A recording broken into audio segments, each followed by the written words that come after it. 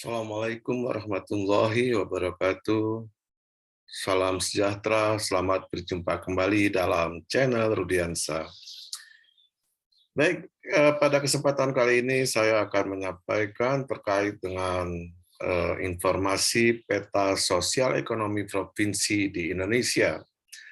Dan dalam penyajian kali ini saya akan menampilkan sebaran-sebaran kondisi sosial ekonomi di provinsi melalui penyajian peta. Nah, namun sebelumnya ada informasi terbaru yang baru dirilis oleh BPS RI bahwa pertama, pertumbuhan ekonomi Indonesia pada kuartal ketiga kemarin, artinya pada bulan Juli sampai September, itu tumbuh sebesar 3,51% secara year on year, artinya dibandingkan dengan kuartal ketiga tahun 2020 tumbuh sebesar 3,51%, dan secara Q2Q dibandingkan kuartal 2 tahun 2021 tumbuh sebesar 1,55%. Dan secara kumulatif Januari sampai dengan September itu ekonomi Indonesia tumbuh sebesar 3,24%. Nah, kemudian kemarin pada tanggal 15 November baru dirilis angka Indeks Pembangunan Manusia, bahwa Indeks Pembangunan Manusia pada tahun 2021 meningkat dari 7,94 di 2020 menjadi 72,29 di tahun 2021, atau meningkat sebesar 0,35 poin. Nah, jadi dari informasi ini nampak bahwa semakin menuju akhir tahun, beberapa indikator ekonomi memperlihatkan kecenderungan yang semakin membaik. Baik, sekarang saya akan menyampaikan terkait dengan masalah indikator makro sosial ekonomi regional, yang di sini akan saya sampaikan dalam 7 variabel.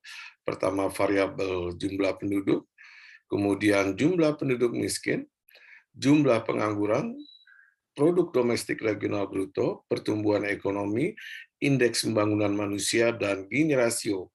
Jadi Gini rasio ini adalah ukuran yang memperlihatkan bagaimana ketimpangan pendapatan masyarakat. Baik, sekarang kita lihat bagaimana agregasi indikator makro sosial ekonomi regional, ya, yang terakhir.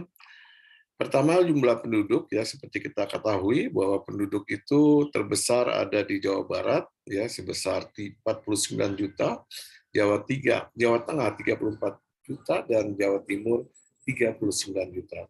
Ini 3 provinsi yang memiliki penduduk terbanyak di Indonesia, ya. Kemudian untuk penduduk miskin, ini sejalan dengan jumlah penduduk, ya, itu yang terbesar di Jawa Barat, Jawa Tengah, dan Jawa Timur, ya.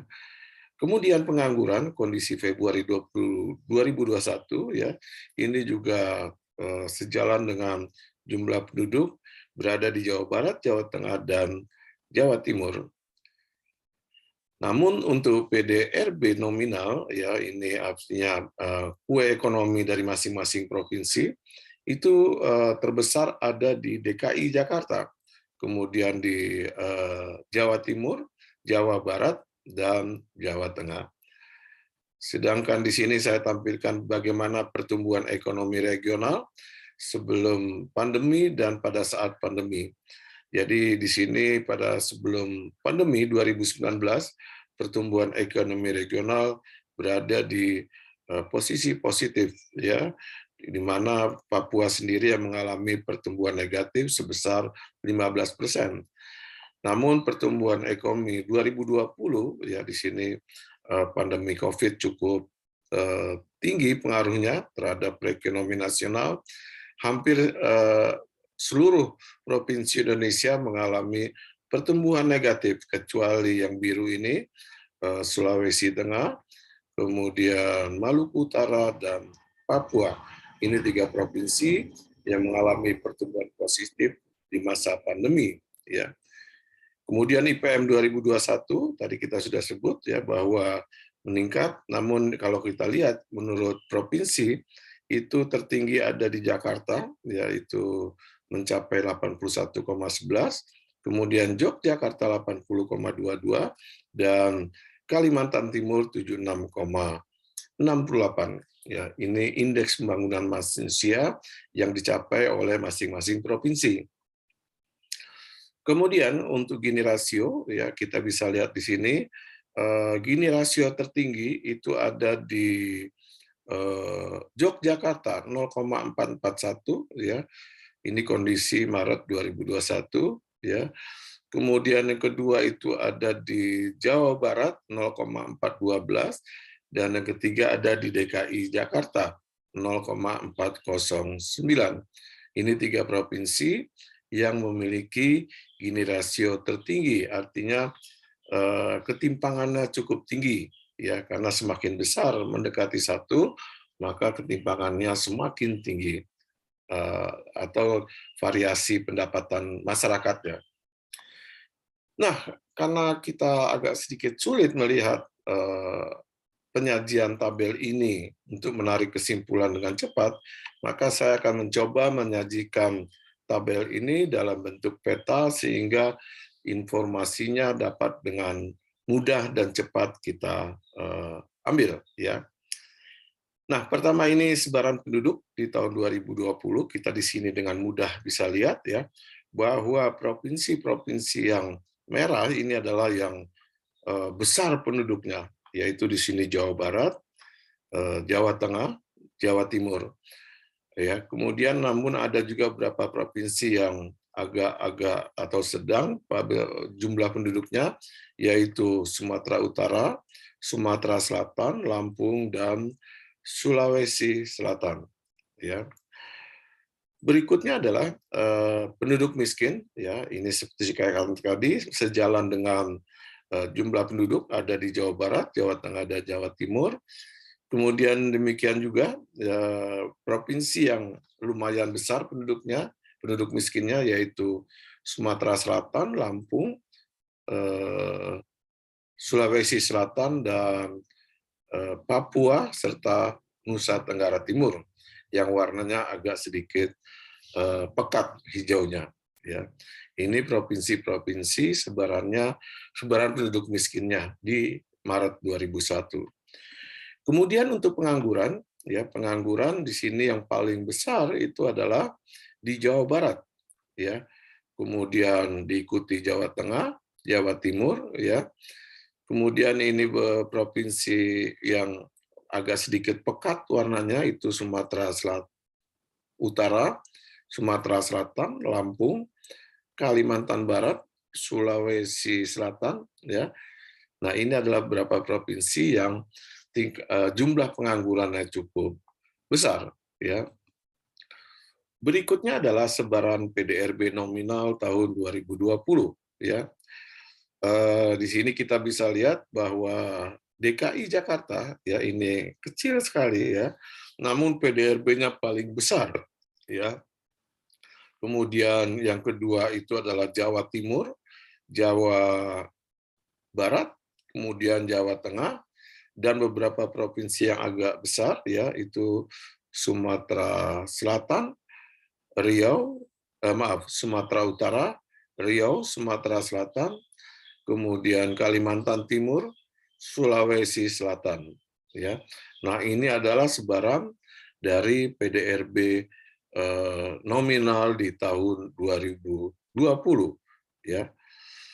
Berikutnya adalah pertumbuhan ekonomi. Seperti saya katakan tadi bahwa pertumbuhan ekonomi sebelum pandemi COVID umumnya ya seluruh provinsi Indonesia mengalami pertumbuhan positif, ya kecuali Papua ya yang negatif 15%, ya.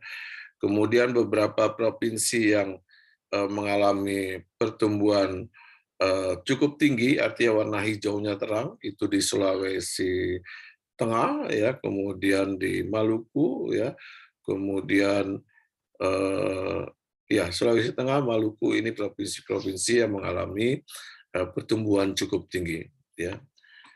Lantas bagaimana selama COVID di tahun 2020? Ini kita bisa lihat hampir seluruh provinsi warnanya merah, ya, artinya mengalami pertumbuhan negatif, kecuali pertama adalah Maluku Utara, kemudian kedua adalah Sulawesi Tengah, dan ketiga adalah Papua. Ya, ini adalah provinsi-provinsi yang masa pandemi mengalami pertumbuhan positif. Ya, nah, provinsi yang paling parah atau negatif yang paling besar selama pandemi di tahun 2020 ini adalah Provinsi Bali yang mengalami pertumbuhan negatif 9,31. Ya. Berikutnya adalah sebaran indeks pembangunan manusia. Jadi di sini kita bisa lihat ya, yang warna hijau itu adalah indeks manusia yang paling besar, sedangkan yang warna merah ini indeks IPM yang paling rendah. Ya. Nah, kalau kita lihat di sini yang warna hijau itu adalah DKI, Jogja, Bali, dan Kalimantan Timur. Ya, ini yang paling tinggi. Ya. Sedangkan yang paling rendah IPM-nya itu ada di Papua, ya, kemudian Papua Barat, Nusa Tenggara Timur, Sulawesi Barat, dan Kalimantan Barat. Ya. Nah, ini adalah peta-peta dari Indeks Pembangunan Manusia di 34 provinsi pada tahun 2021. Berikutnya adalah Gini rasio yang mencerminkan bagaimana variasi atau kesenjangan pendapatan masyarakat ya di tahun 2021 di masing-masing provinsi. Yang warna merah ini adalah yang paling besar ketimpangan pendapatannya ya di provinsi masing-masing, sedangkan yang warna hijau yang paling rendah. Nah, di sini kita bisa lihat ya bahwa provinsi yang paling besar ketimpangan pendapatan antar masyarakatnya itu adalah Yogyakarta ya. Ini Yogyakarta warna merah, kemudian DKI Jakarta ini yang di pojok, kemudian Gorontalo ya. Namun beberapa provinsi juga cukup besar IPM-nya yaitu Sulawesi Selatan, Papua ya, kemudian Sulawesi Utara ya. Nah, ini adalah potret atau sebaran dari IPM di tahun Gini rasio di tahun 2021 ya. Baik, itu beberapa informasi yang bisa saya sampaikan pada kesempatan kali ini. Lebih dan kurangan mohon maaf. Assalamualaikum warahmatullahi wabarakatuh. Salam sejahtera.